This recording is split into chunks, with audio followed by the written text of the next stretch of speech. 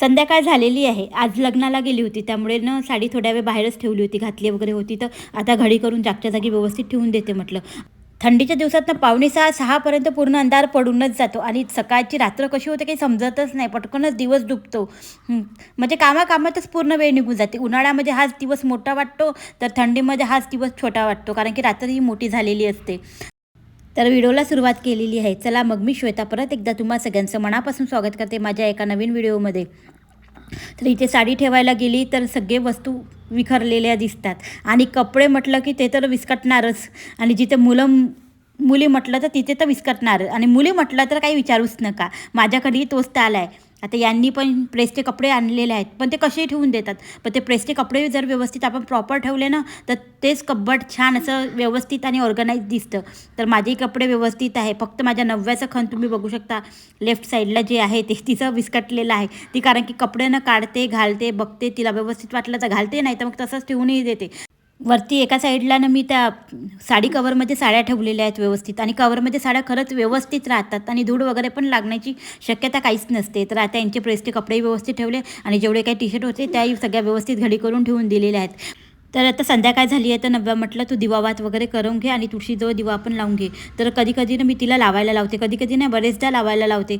सकाळी तर तसाही मुलांना वेळ मिळत नाही, फक्त नमस्कार केलं की झालं. पण दिवावात लावण्याचं कारण म्हणजे हेच आहे की आपलं जे काही आपलं संस्कार आहे, आपली संस्कृती आहे, त्याच्यात ते विसर पडायला नको. म्हणून मग मी तिला दिवावात वगैरे करायला लावते. आणि आज कपडे इतके धुण्यामध्ये होते, भरपूर कपडे होते आणि तुम्हाला सोफ्यावर माझ्या सोफ्याचे कवरसुद्धा दिसत नसेल तर मी आत्ताच ते भिजत घातलेले आहेत. म्हणजे रात्रभर छान भिजून जातात, सकाळी छान असं स्वच्छ धुतल्या जातात. म्हणून मी रात्रीच कपडे भिजत घालते. बरेचदा बेडशीट म्हणा की सोफ्याचे कवर म्हणा, अशा कसे कपडे, नाहीतर रोजचे कपडे तर कसं 1-1.5 तास अगोदर भिजत घातले तरी होऊन जाते. तर आत्ताच वरून हे कपडे आणलेले आहेत आणि हे कपडे आत्ताच्या आत्ता लावले तर झालं, नाही तर मग रात्री पडले राहतात आणि रात्री मग आपण कसं कामं झाल्यावर लावायला नाही बघत आणि मग झालं ते दुसऱ्या दिवसावर जातात. म्हणून जेव्हाच्या तेव्हा आणल्यानंतर लावण्याचा प्रयत्न करते, नाहीतर मग मी रात्री झोपाच्या वेळेस तरी कपडे लावते, कारण की दुसऱ्या दिवशी आपल्या कामाचा लोड भरपूर कमी होतो ह्या सगळ्या कामामुळे. तर चला मग आता इथे सगळे कपडे जिथच्या तिथं सगळ्यांची लावून घेते. आणि 2 दिवस जरी मी आरमारीला हात लावला नाही, 2-3 दिवस, तर मग कपड्याचं तर काही ताल विचारूच नका. म्हणून मी वरच्यावर हे कपडे जमवतच राहते. तरी प्रत्येकांचं खण वेगवेगळं आहे बरं, तरी पण माझ्या नव्याचंच खण जास्त विस्कटलेलं असतं. नक्षत्र कपडे तर मीच काढत असते रोज, त्यामुळे त्याचं तर व्यवस्थित आहे. पण तिचेही कपडे व्यवस्थित लावले आणि माझे थोडेफार कपडे विस्कटलेले होते, तर तेही व्यवस्थित लावून घेते म्हटलं. कधी मुलं काय करतात, एक कपडा काढायला जातात आणि आरमारी कधी अशी उघडीच राहून जाते. मग ते डोळ्यांना पाहताना एक वेगळंच वाटते जर कपडे व्यवस्थित प्रॉपर नसेल तर. म्हणून ही आरमारी मी व्यवस्थित ठेवते. भलेही माझ्या तिकडच्या आरमारी एकदाची मी तिकडे लक्ष नाही देत, पण ही रोजच्या रोज मी जमवण्याचा प्रयत्न करते. रोज नाही जमलं तरी 1 दिवसाआड तरी जमवण्याचा प्रयत्न व्यवस्थित करतच असते. आता लग्नाला वगैरे गेली होती तर मग साडी तर घातलीच मनापासून. मग काही आपण ज्वेलरी पण घालतो, बांगड्या आहेत, काही दागिने आहेत, सगळं घालतो ना, ते पण व्यवस्थित ठेवायचंच होतं. बाहेरच होतं. आल्यानंतर जेवण करून आली तर 3-3:30 होऊन गेले होते, कारण की इकडे लग्न भरपूर उशिरा लागतात. आपलं महाराष्ट्रासारखे लग्न नाही लागत. जसं आपल्या तिकडे कसं 11:00लाच लग्न लागून जाते, इथे 11:45चा टाईम होता तरी मी घरी आली तरी लग्न लागायचंच होतं.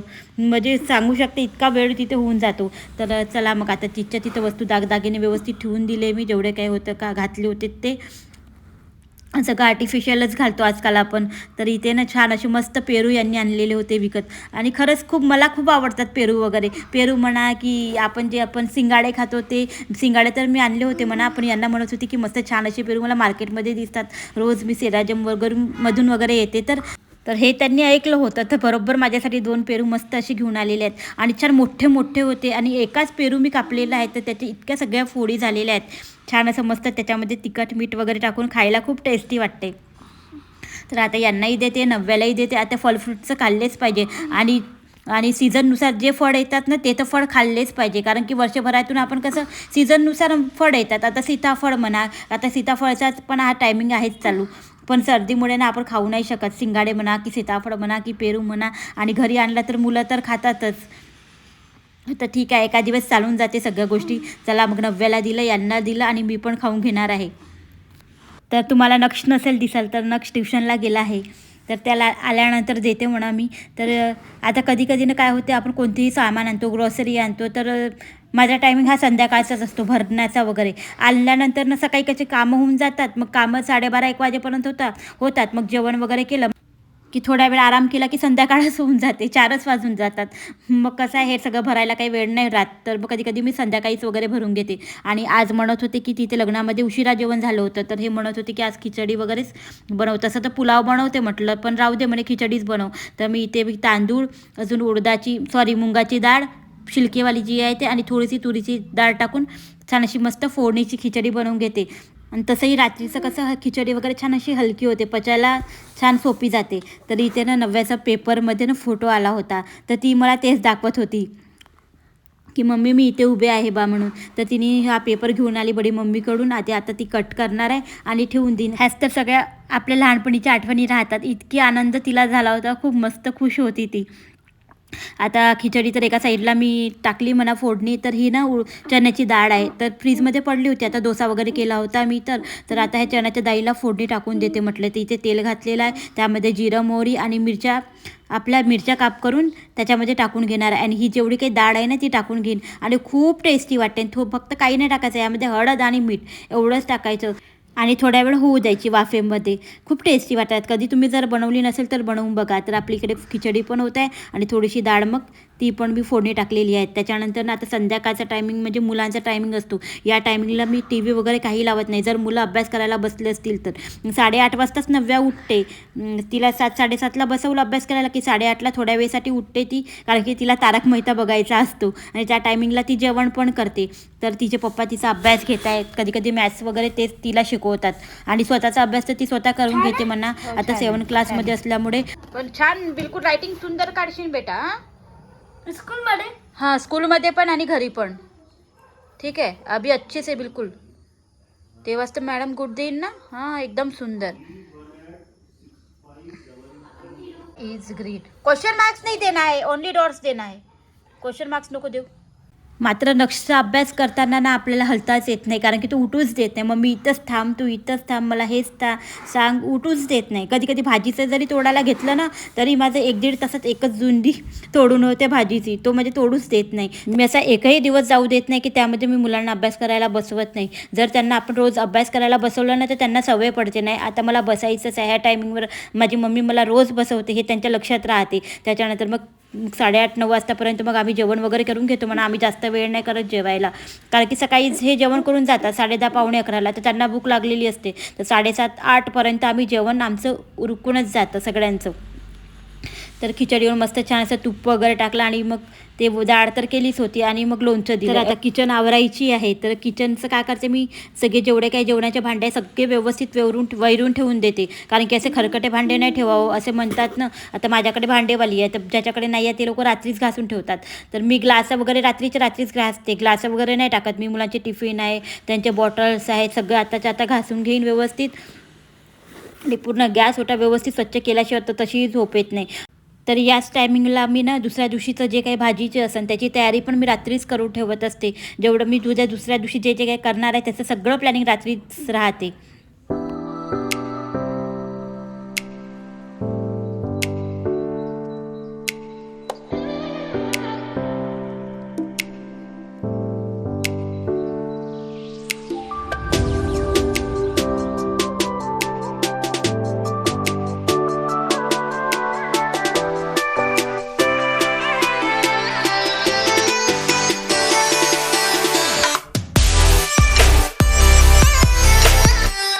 तर मी तुम्हाला आता एक वस्तू अशी तयार करून दाखवणार आहे की जे म्हणजे की आपल्याला वेट लॉससाठी भरपूर तिचा उपयोग होईल आणि मदत होईल. तर चला मग आता सुरुवात करूया. त्यासाठी आपल्याला कोणत्या वस्तू लागतात हे सांगते.